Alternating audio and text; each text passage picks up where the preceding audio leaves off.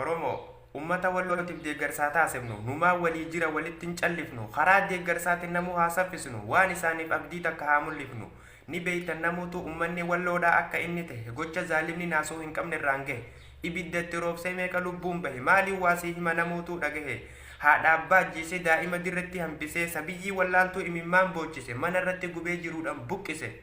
gocha zaalimaa himuu miti an kana dubbise haa gargaarru jechuuf namuu waan rabbi laaffise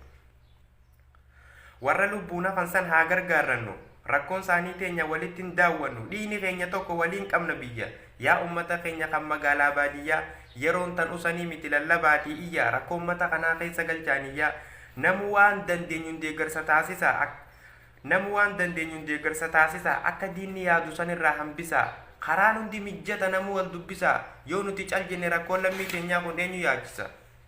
maali bu'aan teenya walloon rakkoon dhumuun nuuf salphina keenya waan isaanirra gahanii garran dhageenya maa caljennee teenya oromoo waan walloon keessa jirtu dhaabbadhaa madaalaa rakkinni isaanii nutti hin kaasuu laalaa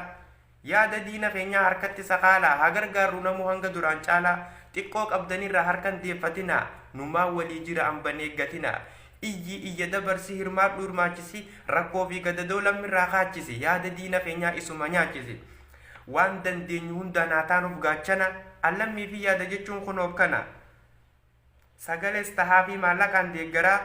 haja baannu namuu hundinuu hadaraa utuu nuti jirru ummata walloodhaa rakkoon ittiin bu'in lubbuun nama takka agaboon hin du'in dhagahaa yaa jammaa lammiif jechuu yeroon isii amma sagalees nuuf tahaa harkas keeshaan gahaa namuutu hirmaadhaa qooda ofii bahaa hawwiin diina keenyaa akka nu rakkannee namaa gammudannee imimmaa naqannudha rakkoo kanaa tanaan nu barbaada tanaaf galgalaaf ganama shira nutti yaada hayyee utuu niti girruu hin gahin muraada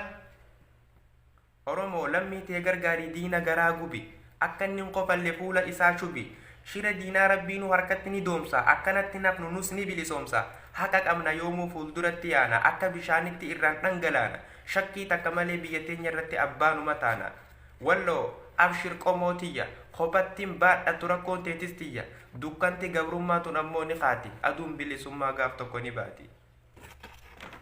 sagalee tana sheer godha yerollee ramadaana taatu rakkoo addaa keessa jirti oromoon manni walloo